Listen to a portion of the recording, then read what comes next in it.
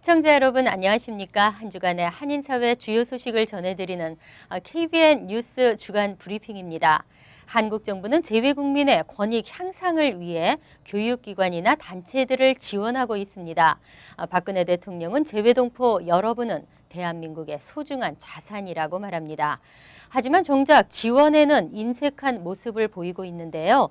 내년도 재외동포재단 예산이 올해에 비해 20%나 감소할 것으로 알려지면서 우려가 커지고 있습니다.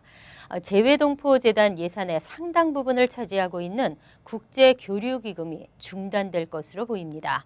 해외 한인단체들의 지원금이 축소될 위기에 처하고 각종 사업에 차질이 예상됩니다. 정부의 추가 출연에 기대를 해봅니다. 국제교류재단은 지난 2005년부터 2012년까지 총 1,200만 달러를 지원해 오고 있습니다. 하지만 지난해 6월 한국 국회는 한국국제교류재단법과 재외동포재단법을 개정하고 기존에 명시된 한국국제교류재단 사업 및 기금 운영 내용 중 재외동포재단의 사업에 대한 지원 근거를 삭제했습니다. 이로 인해 현재 재외동포재단 측은 국제교류재단의 기금 지원이 중단됐습니다. 정부 출연금으로 예산 부족액을 충원한다는 계획을 갖고 있지만 현재로서 정부의 재정 지원은 불투명한 것으로 알려졌습니다. 올해 재외동포재단의 총 예산은 전년보다 3.8%가 늘어난 4,500만 달러로 확정된 가운데 국제교류기금은 850만 달러, 전체 예산의 18.4%에 해당합니다. 재외동포재단 관계자는 추가적인 정부 출연금 편성을 요구하고 있습니다. 한편 미주 한인사회에서는 지원 사업에 대한 선정 기준이 갈수록 까다로워져 기금 확보가 어려운데 예산마저 줄어든다면 지원금도 자연스럽게 감소할 것이 아니냐며 우려를 나타냈습니다. 750만 재외동포가 소중한 자산이라고 하면서도 정작 지원에는 인색한 모습을 보이고 있습니다.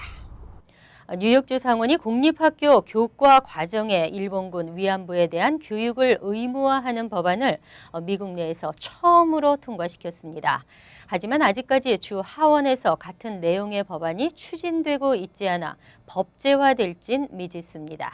주성훈 기자가 보도합니다. 이번에 뉴욕주 상원을 통과한 일본군 위안부 의무교육 법안은 뉴욕주 공립학교 교육 과정에 2차 대전 중 일본 군대에 강제로 끌려가 성노예가 됐던 위안부들의 참상과 일본군의 만행을 학생들에게 제대로 가르쳐야 한다는 내용을 담고 있습니다. 법안을 주도한 토니 아벨라 뉴욕주 상원 의원은 위안부 역사를 모르는 학생들이 잔혹한 역사에 대해 제대로 알아야 할 의무가 있다며 특히 슬픈 역사가 되풀이되지 않게 하기 위해서는 교육이 필요하다고 이유를 밝혔습니다. We have too many situations even occurring today of sex trafficking, abuses to women all across the globe. And whether it's happening today or in the past, we should recognize it and call it for what it is, an atrocity against women. 하지만 아쉽게도 이번 법안은 뉴욕주 하원에서 같은 내용의 법안이 추진되지 않아 올해 안에 입법화되긴 쉽지 않을 전망입니다. 아벨라 의원은 하지만 올 11월 특별 분기가 있는 만큼 그때까지 하원 의원들을 설득하겠다고 답했습니다.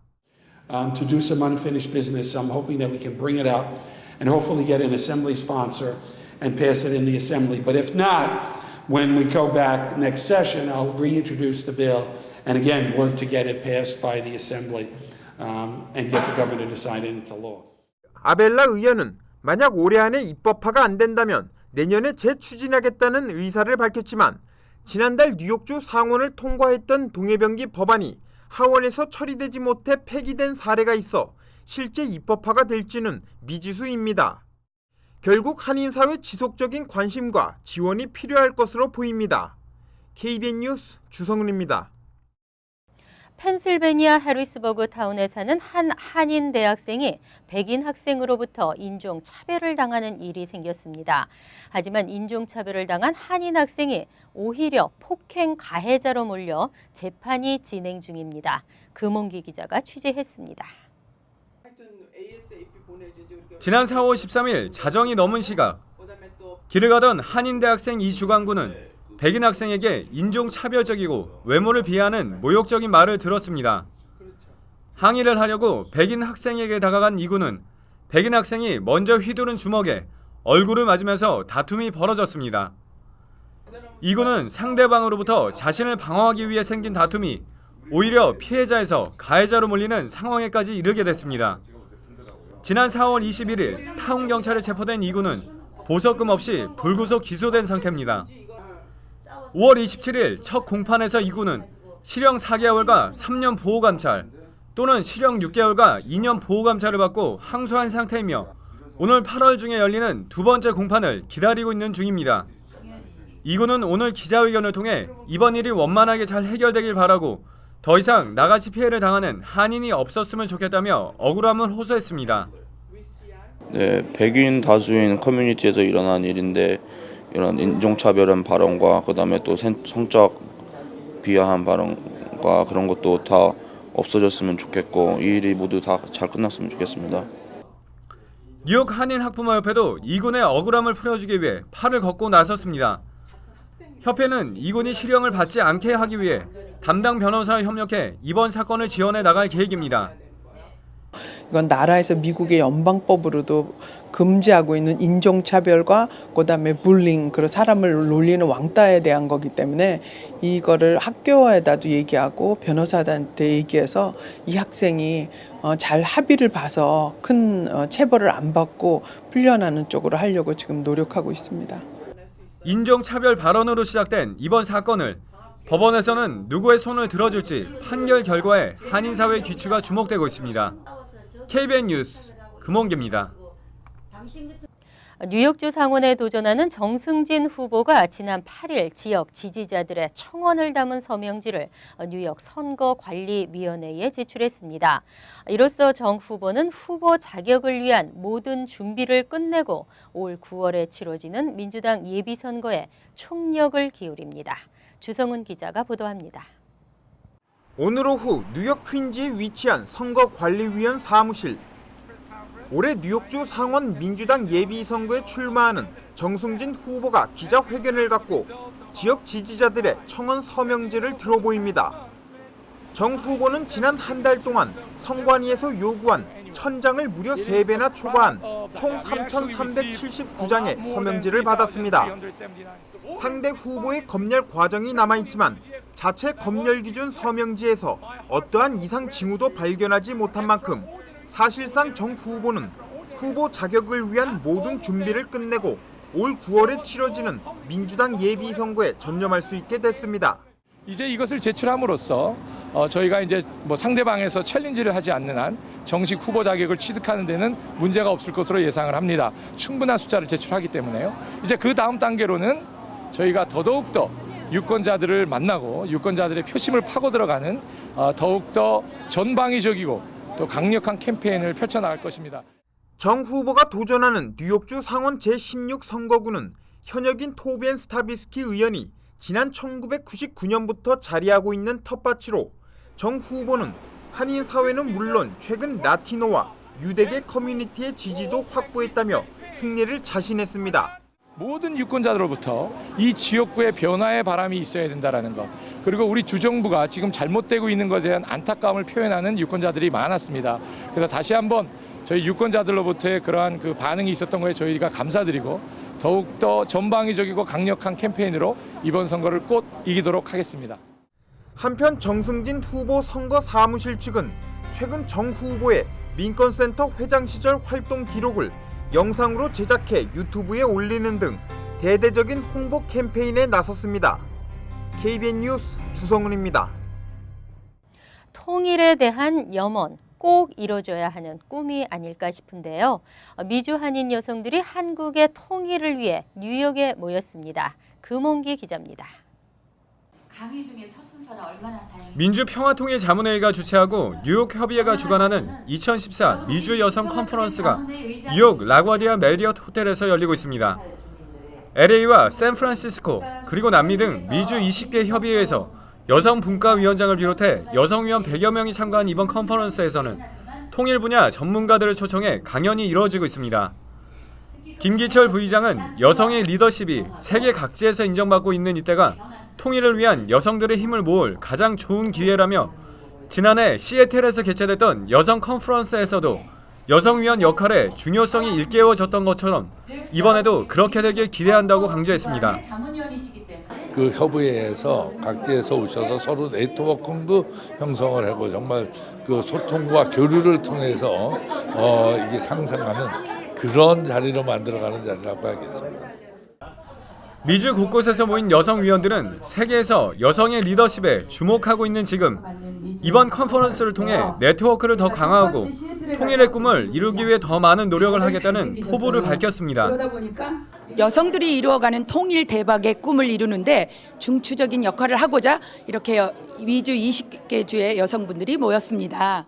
여기에서 일단 시작을 해서 그 거대한 그 영향력을 통일로 연결시키는 중요한 다리가 되고 싶다는 생각을 했습니다. 여성들이 이뤄가는 통일 대박의 꿈이라는 주제로 열리고 있는 이번 컨퍼런스는 어제부터 11일까지 2박 3일의 일정으로 진행되고 있습니다. KBN 뉴스 금원기입니다. BYOB에는 왜 소주가 포함되지 않을까요? 그 어느 누구도 명확한 규정을 제시하지 못하고 있어 공방은 이어지고 있는데요. 고든 존슨 의원이 관련법의 법안 상정 계획을 밝혀 결과가 주목되고 있습니다.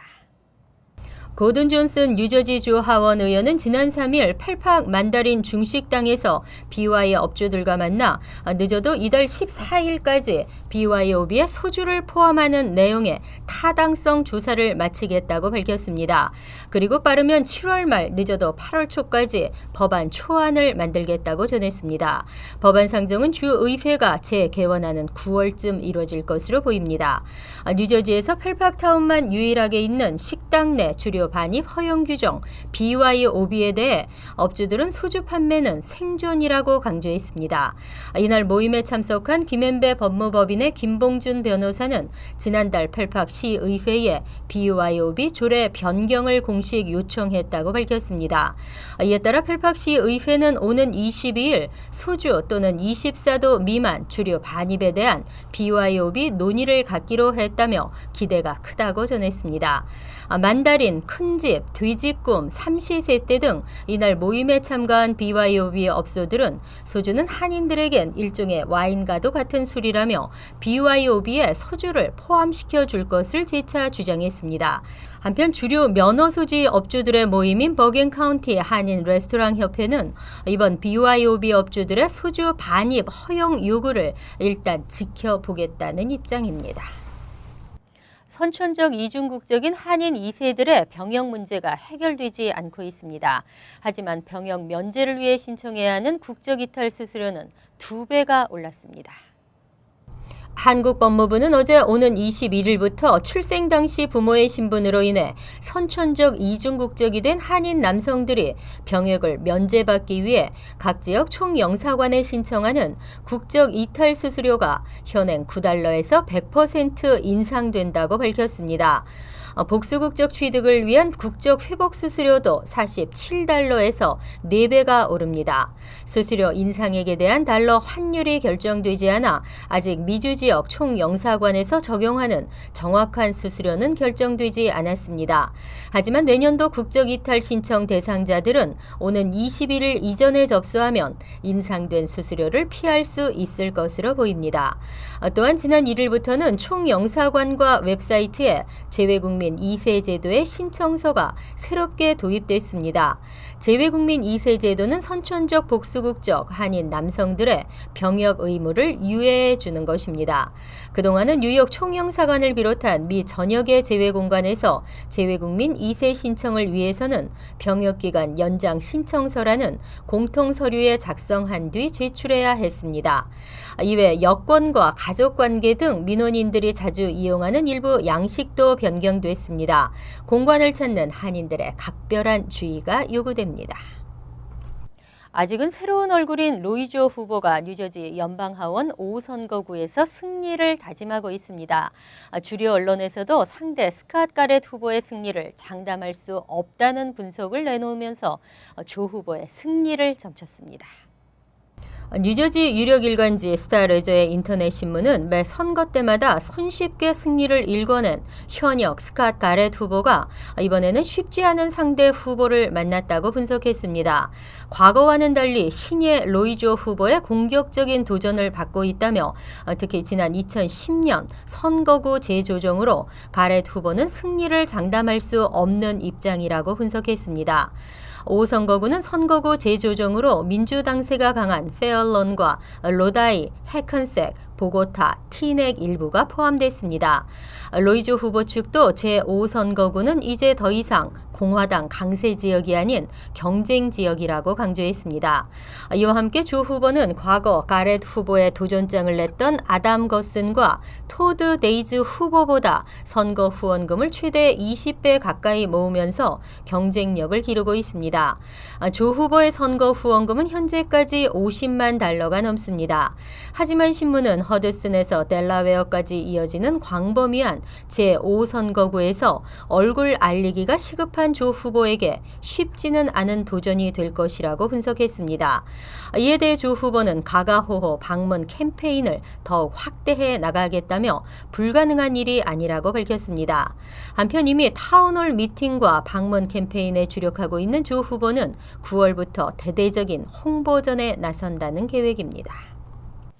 뉴욕시 소상인들이 비즈니스에 어려움을 호소하고 있습니다. 감당할 수 없이 오르는 렌트비, 거기에 각종 규정과 벌금들, 지난 10여 년간 소상인들에 대한 시정부의 규제들이 현실을 고려하지 못하고 있다는 지적이 잇따라 나오고 있지만 개선되지 않고 있습니다.